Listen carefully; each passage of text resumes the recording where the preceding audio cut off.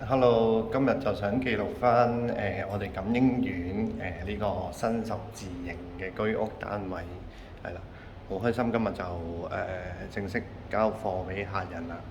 咁啊可以睇一睇翻個單位啦，咁啊閘都安裝好啦，係啦。咁逐一逐一睇下啦，係。咁我哋嗱做水電啦，咁啊我哋正常就會喺門口位出邊加多一個屬於我哋單位嘅閘仔啦，係。咁啊可以打開睇下啦，大門啦，係。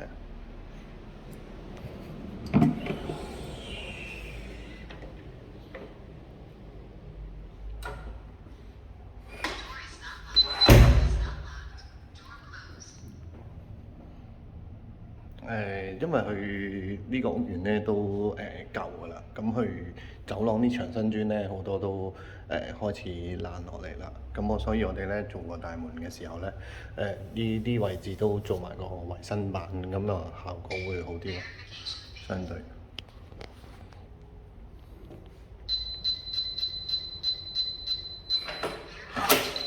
OK，我哋入單位睇下啦。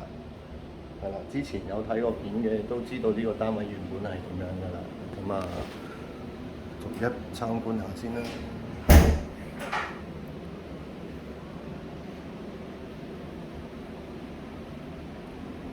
好啦，我哋先講翻呢個位置啦。咁啊，之前個洗手間位就喺呢度，改動咗之後咧，就變咗而家咁樣啦。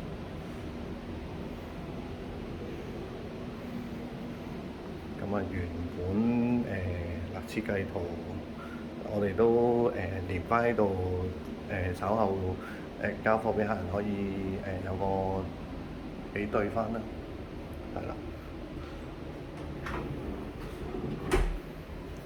鞋櫃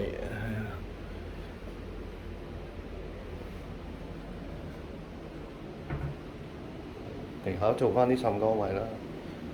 我哋而家呢個叫玄關位啦，係啊。咁啊，先睇個廚房呢邊啦。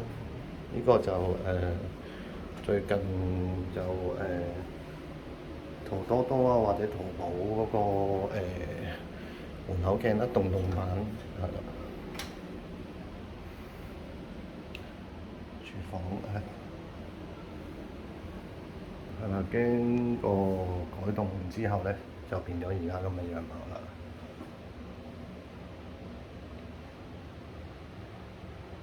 然之後天花係啦，咁其實咧啲喉管咧就之前都有講過㗎啦，喺我哋個裝修過程嗰啲片段記錄。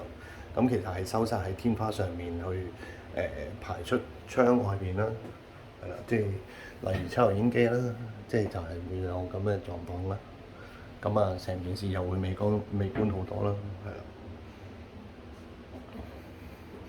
洗衣機、雪櫃，咁啊電箱一般新做嘅都會改喺啲雪櫃上面，就冇咁阻啦，係啦。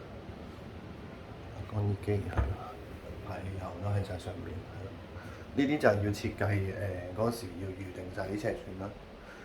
咁啊，呢個單位其實啲水喉咧，大廈嘅喉管咧就喺晒呢度。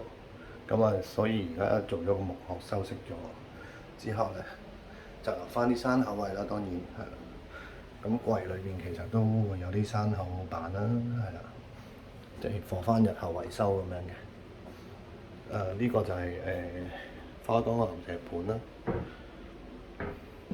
咁啲櫃桶係啦，呢個叫騎馬抽啦，佢哋國內叫做係啦。咁呢隻櫃桶嘅騎馬抽，呢啲櫃桶就係放廚房用比較合適啦，因為放咗重嘢之後咧，佢會更加順嘅，係啊。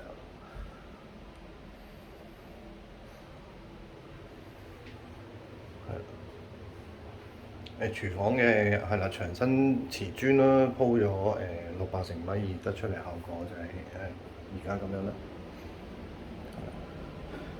咁我個人咧就中意即係講地磚咧，就係中意係由廳追埋入廚房，即係可以嘅情況底下，即係同一個 level。咁啊觀感上面舒服好多啦，同埋出入咁樣感覺都會空間感大好多。係啦，咁將來呢個就係梳化位啦，呢個剩咗嘅地磚咯。客人因為呢個客人佢隔離都有個單位都想用翻，所以留翻喺度咁樣。咁啊，呢個1.2x1.2嘅地磚啦，係啊，而家就係咁嘅效果啦。